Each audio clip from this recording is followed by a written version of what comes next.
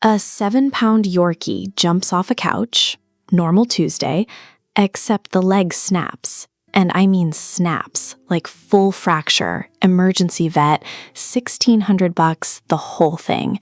That's a real scenario. Happens way more than people think. Yorkies have bones like, God, what's the comparison? Like balsa wood. Thin, really fragile. Structurally just not built for impact.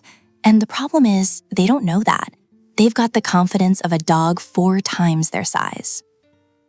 They'll launch off a bed, off the couch, straight off your lap when they see a squirrel through the window. And their legs just can't always handle the landing. Luxating patellas are probably the most common one. That's where the kneecap slides out of place. You'll see them running, and then suddenly they skip a step, hold up a back leg for a second, and then keep going like nothing happened. A lot of owners think it's cute or quirky. It's not. It's a joint problem, and it gets worse over time. But fractures are the scary one. A Yorkie under 4 pounds, and there are a lot of them, especially from backyard breeders chasing that teacup market. A dog that small can break a leg from a height you wouldn't even think about. 18 inches, 2 feet, that's it. You basically have to Yorkie-proof your house the way you'd baby-proof it. Ramps next to the couch, ramps next to the bed. And honestly, some of them still find a way to jump.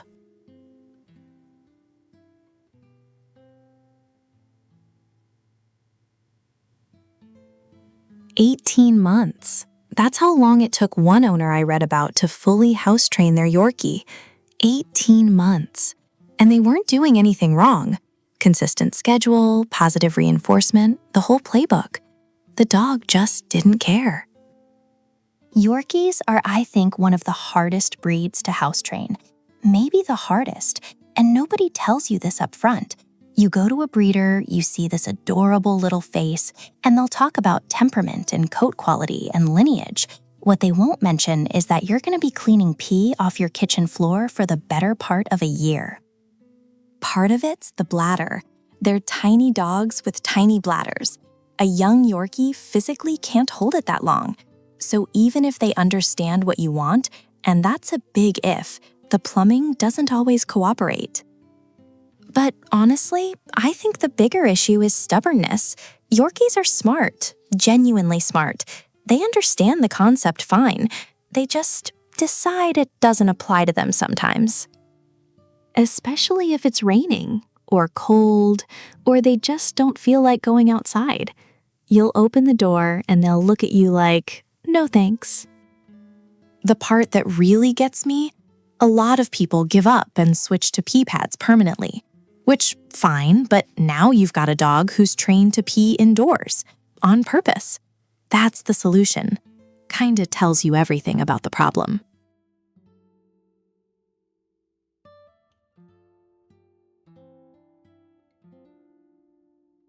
That cough, if you've heard it, you know exactly what I'm talking about.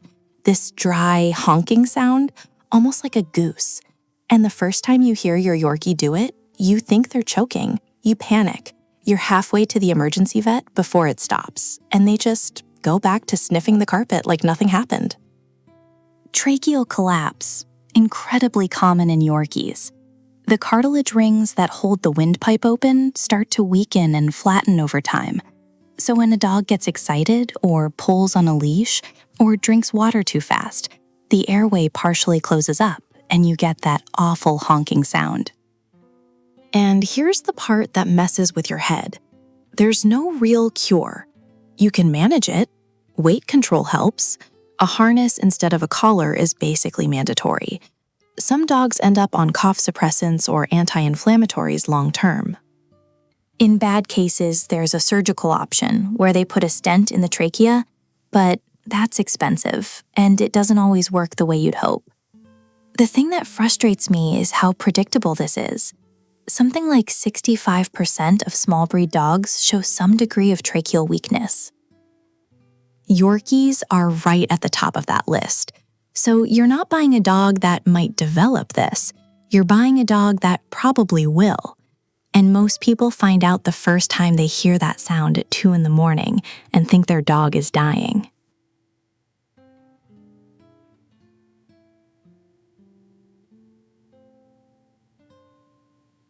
$6 a day. That's roughly what a Yorkie coat costs you in time, products, and sanity if you're doing it right. And nobody mentions that at the breeder's house. Yorkie hair isn't fur. I know that sounds like a dumb distinction, but it changes everything. Fur sheds on a cycle, grows, falls out, regrows. Hair just keeps going, like yours, which sounds cute until you realize it means daily brushing.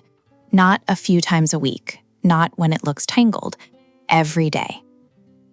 Because Yorkie hair mats at a speed that's honestly kind of impressive. Skip 2 days and you've got knots tight against the skin that hurt to comb out. Skip a week and a groomer's shaving the whole thing down. And groomers aren't cheap for this breed. You're looking at $60, $70, sometimes $90 every 4 to 6 weeks for a proper cut, bath, and nail trim.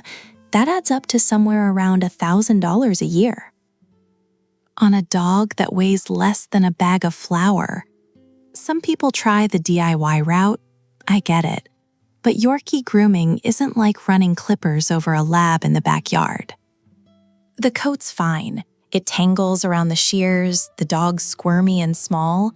Most people quit after the second attempt and just book the appointment. So you're either spending the time or spending the money. Probably both. And that math never shows up in the cute Instagram caption that convinced you to get one.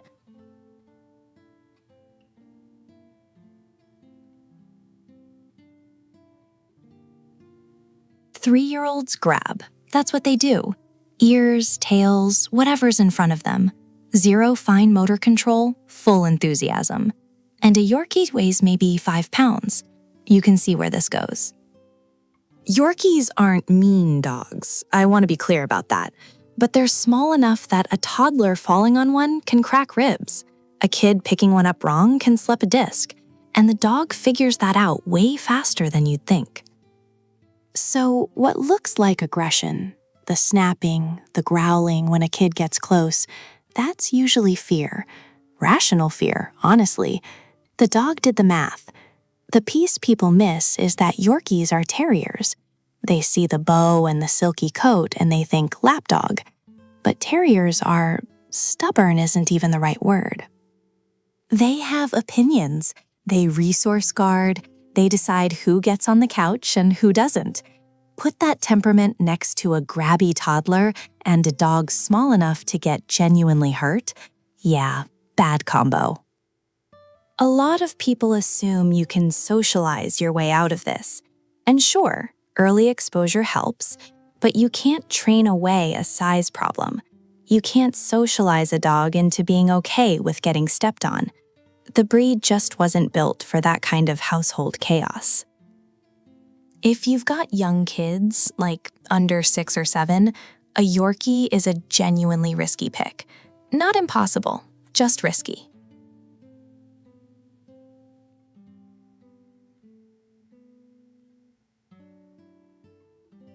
Portosystemic shunt. You probably haven't heard of it unless your vet's already said the words to you, and by then you're not informed, you're just scared. It's a liver defect. Basically, blood that's supposed to flow through the liver and get filtered doesn't. It bypasses the liver through an extra vessel that should have closed before birth but didn't. Toxins that would normally get cleaned out just stay circulating.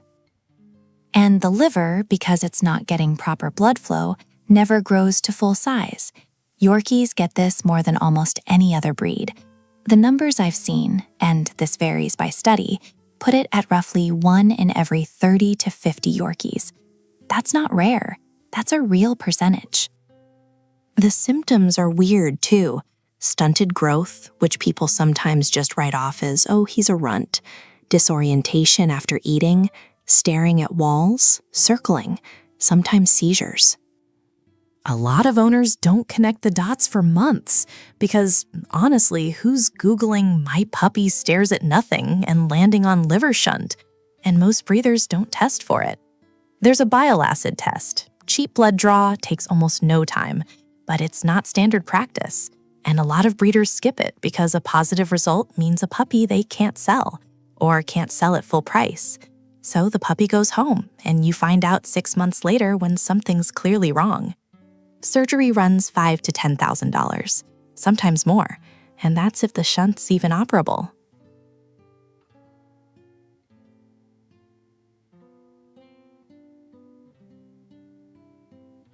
You skip 1 day of brushing, and by the time you pick up the comb again, there's a knot behind the ear that's already pulling at the skin.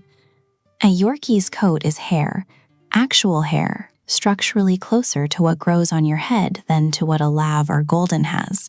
And that sounds like a selling point, right? Doesn't shed, looks gorgeous when it's kept up. But the flip side is, honestly, it's relentless. The texture means strands wrap around each other constantly. Behind the ears, under the legs, anywhere there's friction, you're getting mats. And I don't mean cosmetic tangles. I mean tight, knotted clumps that pull at the skin underneath.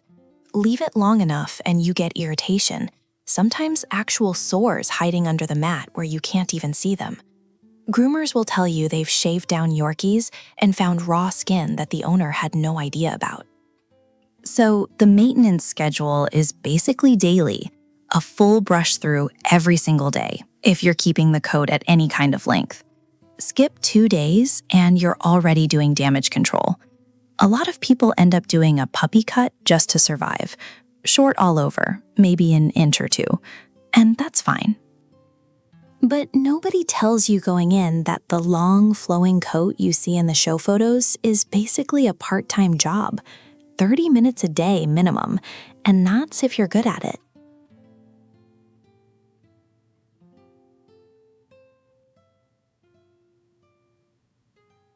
You walk to the bathroom, not the store, not work, the bathroom, 10 feet away, door half open, and the screaming starts.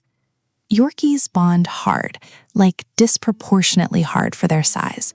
And the way that plays out in a lot of homes is, well, it looks cute at first. They follow you everywhere. They sit on your lap the second you sit down. They want to be touching you basically at all times. And you think, okay, this is sweet. This is what I wanted. And then you try to leave the house. The barking starts before the door closes, sometimes before you've even picked up your keys. And I'm not talking about a couple of whines. I'm talking full-on, non-stop, panicked barking that your neighbors can hear through the walls. Some of them tear up furniture. Some refuse to eat until you're back. There are Yorkies that'll scratch at a door until their paws bleed. At that point, you're looking at a dog in genuine distress. The hard part is you kind of created it, not on purpose. But when you carry a 4-pound dog everywhere, when they sleep in your bed, when they literally never learn what it feels like to be alone, you've basically trained them to need you for every bit of emotional regulation they have. And undoing that is way harder than preventing it. Months of slow desensitization, graduated absences, for a problem that honestly a lot of owners don't even recognize until it's already pretty bad.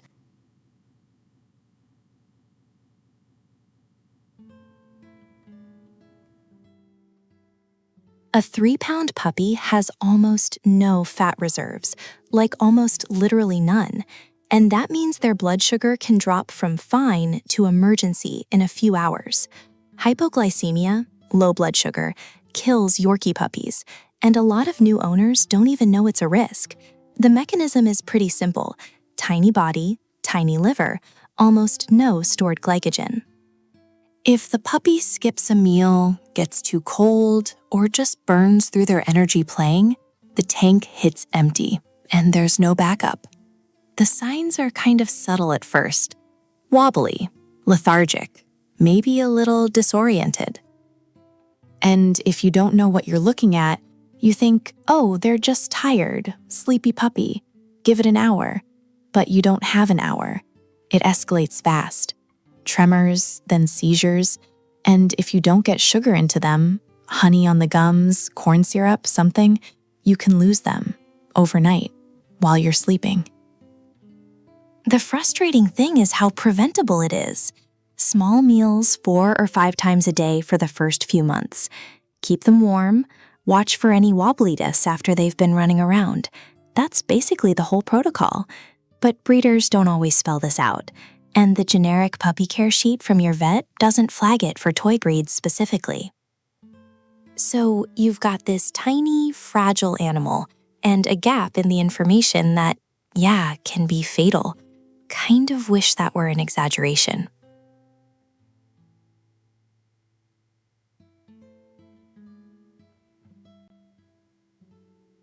Go get a pet insurance quote for a Yorkie. Actually do it. Punch in the breed, pick an age, hit submit. The number's going to be higher than you'd expect for a dog that weighs less than a gallon of milk. And the premium isn't inflated because of one catastrophic condition. Yorkies just collect problems. Dental disease, tracheal collapse, liver shunts, luxating patellas, pancreatitis. The list reads like a medical textbook that's got something personal against this breed. Insurance companies aren't dumb. They've got actuarial tables going back decades, and Yorkies light up those spreadsheets. A healthy one might cost you nothing beyond routine checkups for years, but the odds of needing at least one significant intervention before age 8? Pretty high. Something like 60% end up needing dental work alone by age 3, and dental work on a 4-pound dog isn't cheap. You're looking at $800 minimum. Anesthesia on a dog that small is its own risk factor too, which bumps the whole complexity up. So the insurance company's doing math, and the math says this breed generates claims. A lot of them. You're basically covering a dozen different things that could go wrong any given year, and enough of them do go wrong, often enough that the premium's reflected. That's the quiet part nobody mentions when they're showing you pictures of Yorkie puppies in teacups.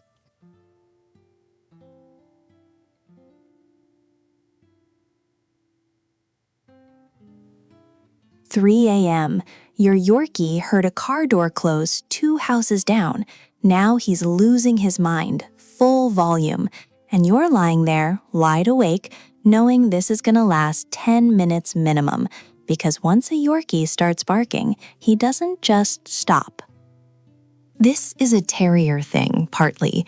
They were bred to hunt rats in Yorkshire textile mills, and that hair trigger alertness, the "something moved, I'm on it" reflex, didn't disappear because we put bows in their hair and started carrying them in purses. It's baked in. And because they're small, they compensate with sheer volume. The bark on a Yorkie is honestly kind of shocking if you've never heard one up close. It's sharp, like physically piercing, cuts right through walls, and they don't discriminate. Strangers, bags rustling, the wind, a shadow that moved wrong, literally nothing. Your Yorkie will go off at all of it, like he's defending the house from an invading army. The real cost shows up if you're in an apartment, and a lot of Yorkie owners are, because small dog, small space makes sense on paper. But noise complaints pile up fast. I've read about people getting actual eviction warnings over this. Eviction warnings over a 6-pound dog. You can train some of it out, desensitization, redirect work, a solid quiet command, but you're fighting genetics the whole way. Some Yorkies dial it back to manageable. Others just don't, and you won't know which one you've got until you're already in it.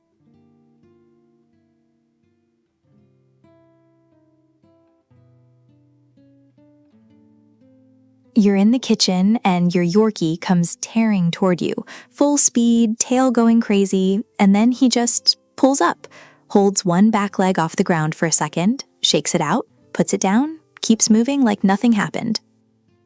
That's luxating patella, the kneecap literally sliding out of its groove.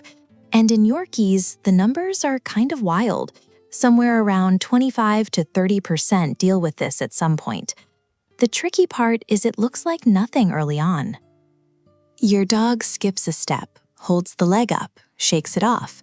You figure he stepped on something weird, but it keeps happening. There are 4 grades. Grade 1 is what I just described. Kneecap pops out, pops back on its own. Dog barely flinches. Grade 2, it happens more often, and sometimes you've got to kind of manually guide it back into place. Which, yeah, sounds worse than it is, but still. Grades 3 and 4, the kneecap's basically out most of the time. Your dog's walking on a joint that isn't tracking right, and now you're looking at surgery. Surgery for this on a Yorkie runs $1,500 to $3,000 per knee. And yeah, it's often both knees, because of course it is. The frustrating part is there's no real prevention. You can keep them lean, keep the muscle strong around the joint, but the groove depth is genetic. Your Yorkie either got good knees or he didn't.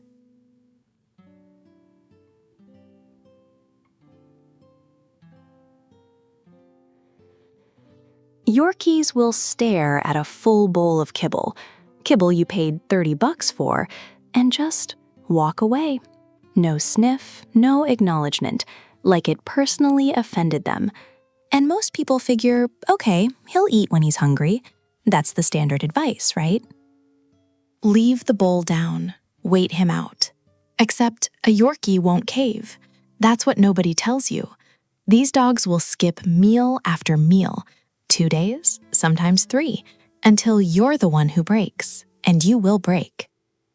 Because you're watching this tiny 4-pound animal get visibly thinner and thinking, am I really going to let my dog starve over a training principle? So you negotiate, try a different brand, different protein. Then you're microwaving boiled chicken at 11 p.m., hand-feeding it piece by piece like some kind of room service situation. And the dog learns, fast, that holding out works. That patience pays off. That's the cycle. And it's almost impossible to break because the margin with a dog this small is so thin. A lab skips 2 meals, whatever. He's got reserves. A Yorkie skips 2 meals, and you're panicking by Tuesday. So the stubbornness wins, basically every time. You think you're training the dog, but honestly, he had you figured out about 3 weeks in. I think Yorkies are better at winning arguments than most people I know.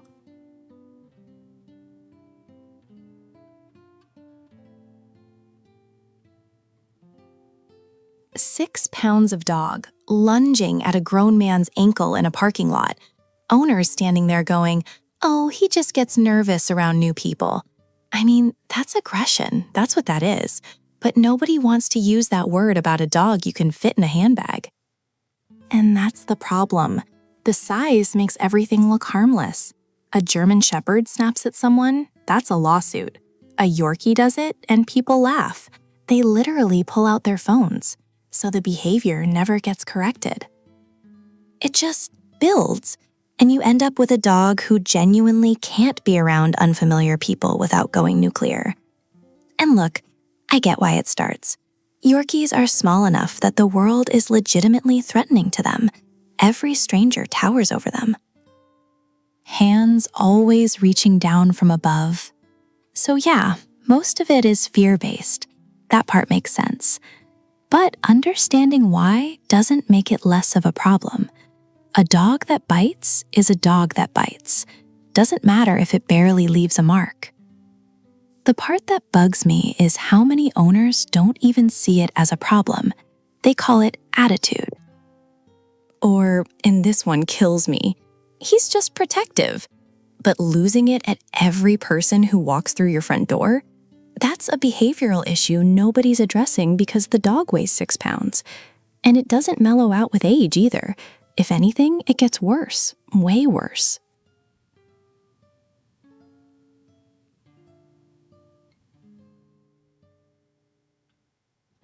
By age 3, most Yorkies already have some degree of periodontal disease. 3 years old, that's barely out of puppyhood. And the reason is basically just math. You've got 42 adult teeth crammed into a jaw that's maybe 2 inches long.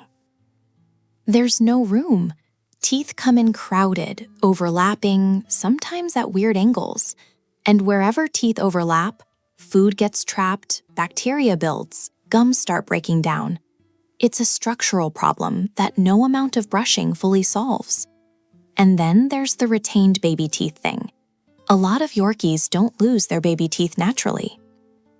So adult teeth push in next to baby teeth that never fell out, and now you've got double rows in places. Some vets catch it and pull the extras during a spay or neuter, but if they miss it or you wait too long, the crowding just accelerates everything. And the part that kind of blows my mind? The bone in a Yorkie's jaw is so thin that bad enough dental disease can actually weaken the whole structure. There are cases of jaw fractures from tooth decay, jaw fractures from rotting teeth. That sounds made up, but it's real. And by the time you notice the smell or the reluctance to eat, the damage is usually way further along than you'd guess. The fix at that point is extractions, sometimes 10, 12 teeth in a single visit.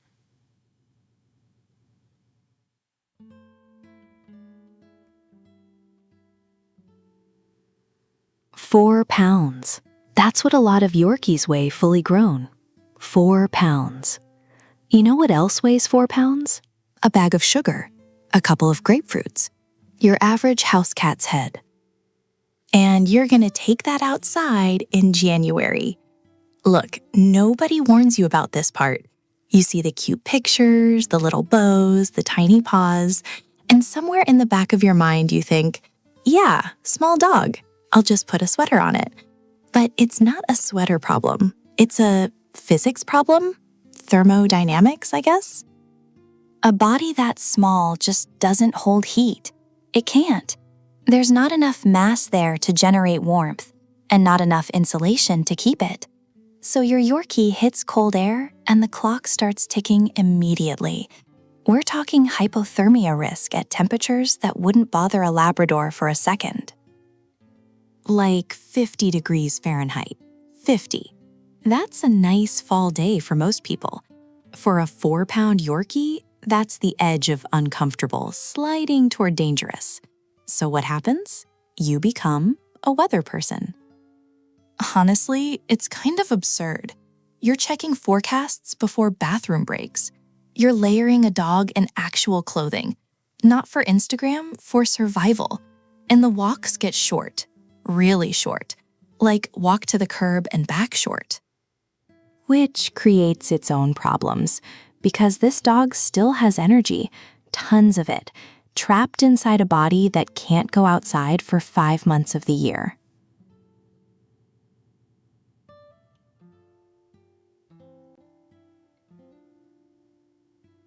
The growl is adorable at first. That's the trap. Your 7-pound Yorkie is sitting on the couch with a chew toy, and someone walks by, and this tiny little rumble comes out. And you laugh. Of course you laugh. It's like a hamster trying to be intimidating. It's funny. It is funny. That's the problem. Because you just taught your dog that guarding works. Resource guarding, food, toys, spots on the couch, your lap, whatever. It's not a big dog problem or a small dog problem. It's a dog problem. But with big dogs, people take it seriously from day one.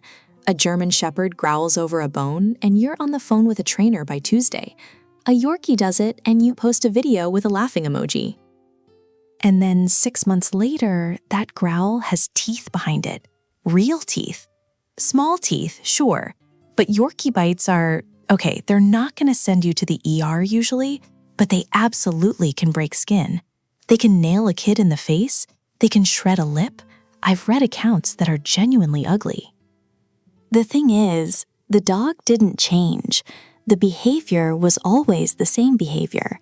You just didn't take it seriously because the package was small. And by the time you do take it seriously, you've got a pattern that's been reinforced for months, maybe years. That's a hard undo.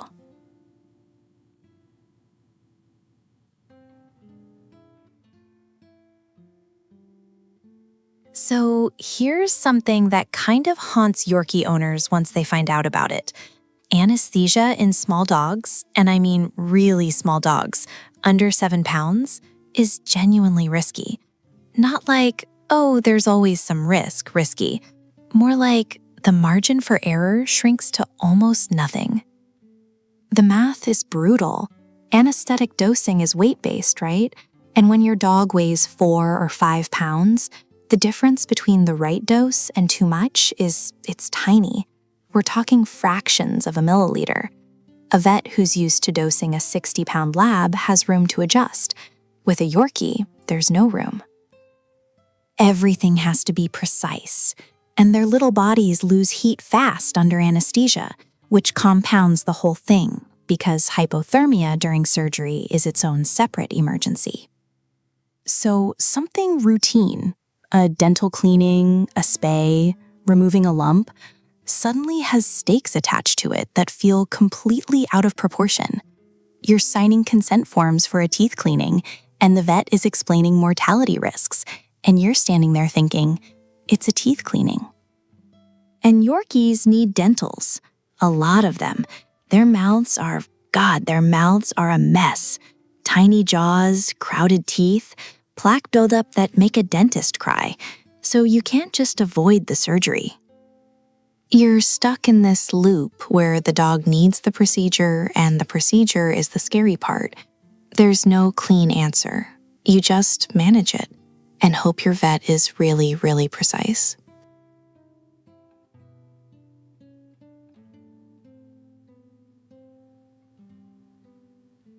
That squirrel your Yorkie lost its mind over last Tuesday, that wasn't cute. That was 150 years of breeding doing exactly what it was designed to do. People forget this, or honestly, most people never knew it in the first place. But Yorkshire Terriers were bred to kill rats in textile mills, not chase them, kill them.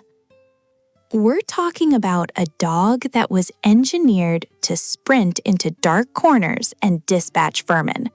That was the job. That's not a lapdog origin story. And the thing is, that drive didn't go anywhere. You shrunk the body, you gave it a bow and a top knot. You put it in a purse, but the software is still running, so when your Yorkie spots a chipmunk or a lizard, or, God help you, a bird that landed too close, that switch flips, and there's no recall command that overrides prey drive mid-chase. None. I don't care what your trainer told you. I think this is where a lot of Yorkie owners get blindsided. They picked this breed because it's small and pretty and fits in an apartment, which, fine, it does. But underneath that silk coat is a dog that genuinely believes it was put on this earth to hunt things. And kinda, it was. That instinct doesn't care that you live on the 14th floor.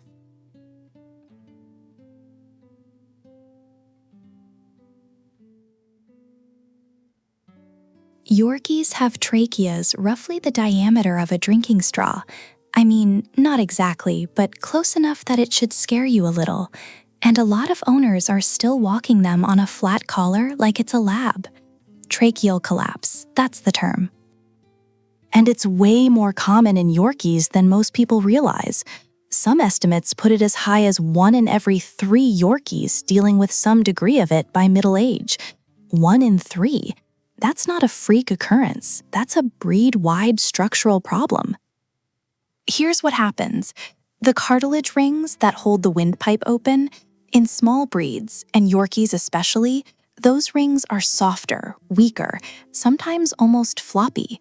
So every time your dog lunges on a collar and that pressure hits the throat, you're compressing a trachea that's already borderline compromised. Over months, over years, that repeated pressure wears the cartilage down. And once it collapses, it doesn't uncollapse. That's permanent. The honking cough, the gagging, the reverse sneezing fits, those aren't allergies. A lot of the time, that's early-stage tracheal damage. And the fix isn't complicated. It's a harness. That's it. A properly fitted harness that distributes pressure across the chest instead of the neck. I genuinely don't understand why this isn't printed on a card and handed to every single person who buys a Yorkie. because the collar thing is just quietly wrecking dogs.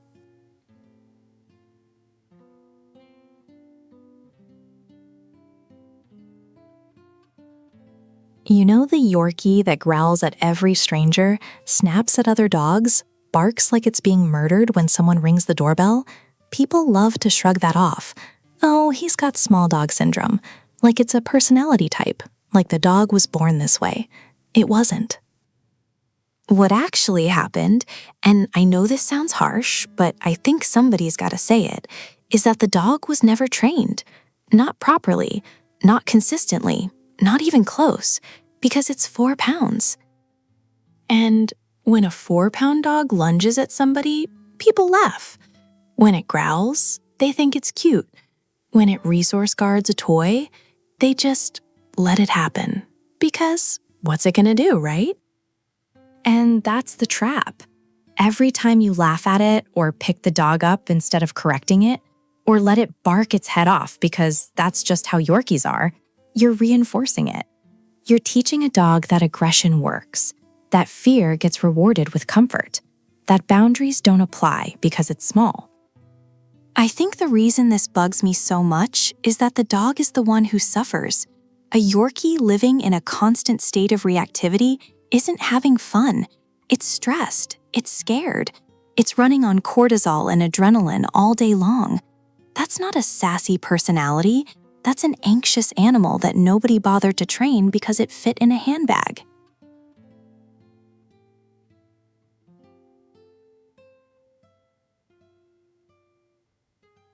Yorkies go blind, like way more often than people think. And the worst part is, it happens so gradually that most owners don't even notice until the dog's bumping into furniture. Progressive retinal atrophy, PRA, is the big one. It's genetic, it's degenerative, and there's no cure. What happens is the photoreceptor cells in the retina just die off, slowly, over years. Night vision goes first, which, how would you even catch that? Your dog's a little hesitant on evening walks. Doesn't want to go down the dark hallway? Most people chalk that up to mood, or age, or whatever. By the time the daytime vision starts going, you're already way down the road. Then there's dry eye, keratoconjunctivitis sicca, if you want to get technical. The tear glands basically stop producing enough moisture, and without that, the cornea dries out, gets inflamed, ulcerates. It's painful. And Yorkies are predisposed to it. Not like massively predisposed, but enough that vets who see a lot of toy breeds will tell you they check for it almost automatically. And cataracts. Yorkies get juvenile cataracts, which means not old age cataracts. Cataracts showing up at 3, 4, 5 years old. That milky film over the eye that people associate with senior dogs. In a Yorkie, it might show up before they've even hit middle age. The kicker is, none of this is rare. It's just quiet.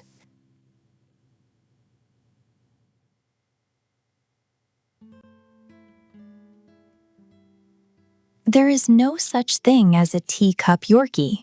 I need you to hear that. There's no breed standard for it, there's no registry, there's no genetic line called teacup. It's a marketing term. That's it. That's the whole thing. What a teacup actually is, and this is the part that should make you angry, is usually the runt. The smallest, most fragile puppy in the litter. The one a responsible breeder would monitor carefully and sell with full disclosure. Instead, backyard breeders take that puppy, slap the word teacup on the listing, and charge more for it. Not less, more. Because small is cute, and cute sells, and nobody's asking follow-up questions. Or worse, and this happens more than people want to admit, they're breeding the smallest dogs to the smallest dogs, generation after generation, deliberately selecting for a size that the dog's biology was never meant to sustain. You end up with 3-pound Yorkies who have liver shunts, hypoglycemia, skulls that don't close properly, fontanelles still open at 2 years old, bones so fragile they fracture from jumping off a couch. I mean, think about that for a second. A dog that can break its own leg stepping off a sofa cushion, and someone bred it on purpose. And someone else paid $1,400 for it because it fit in a handbag. That's not breeding. That's just, I don't know, cruelty with better branding.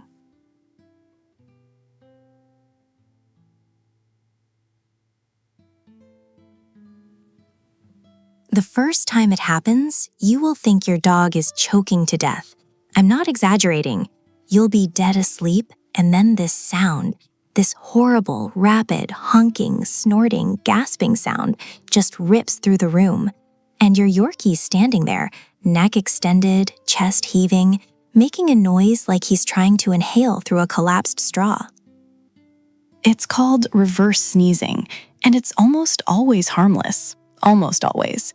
What's actually happening is the soft palate gets irritated, could be dust, could be pollen, could be literally nothing identifiable, and it spasms. So instead of pushing air out like a regular sneeze, the dog's rapidly pulling air in through the nose. That's the honking. That's the drama. And Yorkies, because of their small airways and their, let's call it a flair for the theatrical, they get it a lot.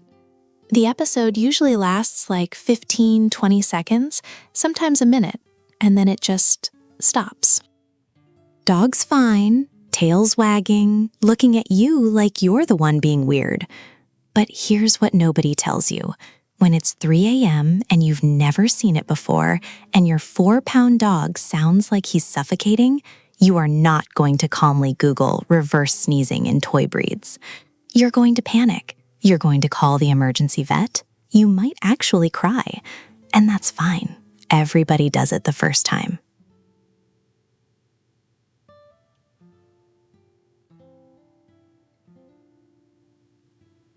A Yorkshire Terrier can break a leg jumping off a couch. I want you to sit with that for a second. A couch, not a balcony, not a deck, a regular, normal height couch.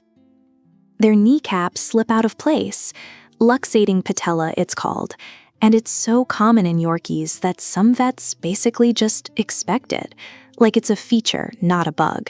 And the fix? Surgery.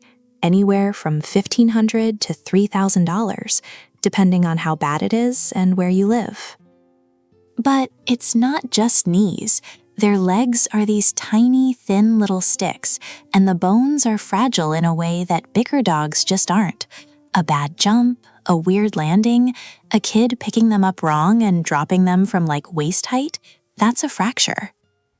That's an emergency vet bill at 10 o'clock on a Saturday night. So you start rearranging your life. You buy pet stairs, you put up baby gates, you stop letting them on the bed unless you're right there to catch them. You hover. You become this helicopter parent for a 7-pound dog, and you didn't sign up for that. Nobody told you that part. And the worst bit, they don't know they're small. They have zero concept of their own fragility. They'll launch themselves off anything, absolutely no fear, which is cute until it's a surgery.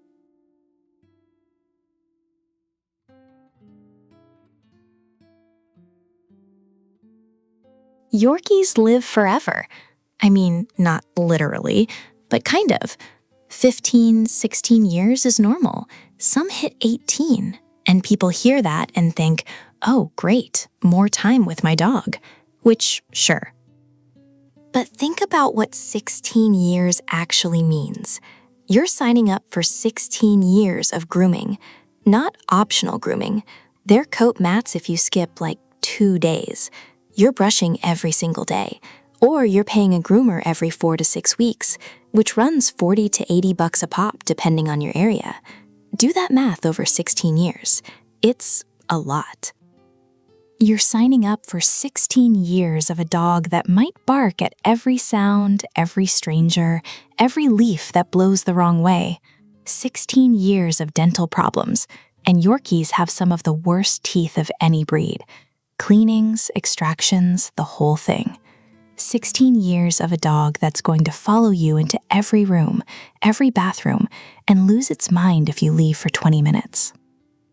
And look, I'm not saying it's bad. I'm saying people don't do the math.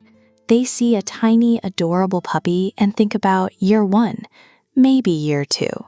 They don't think about year 12, when the dog's got cataracts and bad knees and still needs brushing every morning and still screams when you leave the house. That's the commitment, and most people don't hear that part until they're already in it.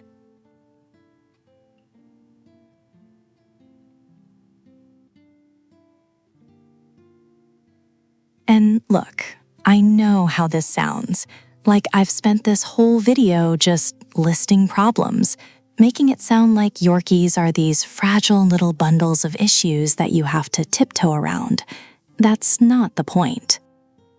The point is that most of what makes a Yorkie struggle, the anxiety, the aggression, the barking, the health stuff that spirals, most of it traces back to how they're treated, not who they are. A 4-pound dog that snaps at strangers didn't wake up one day and choose violence. Somebody taught him that the world was scary and nobody was going to handle it for him. A Yorkie that trembles every time you leave the room didn't develop that on her own. Somewhere along the way, the boundaries just never got set. The independence never got built. And now she's living in a permanent state of low-grade panic, and everyone thinks it's cute, or breed typical, or just how Yorkies are. It's not how Yorkies are, it's how Yorkies get when we fail them. And I'm not saying that to guilt trip anybody. I think most Yorkie owners love their dogs, genuinely. But love without structure is just chaos with good intentions. You can adore your dog and still be the reason he's a mess. Those two things aren't contradictory. They're actually kind of the norm. So be the parent, not the buddy, not the enabler, not the person who carries them everywhere because it's easier than teaching them to walk through the world on their own. Set the boundaries. Enforce them even when those big brown eyes are doing the thing. Socialize early. Train like they're a real dog, because they are one. 50 pounds of attitude packed into a tiny, ridiculous frame. Treat them like it. They didn't ask to be small. They didn't ask to be fashionable. They definitely didn't ask to be babied into a neurotic wreck. They just got dealt a hand, and they're counting on you to play it right. So play it right.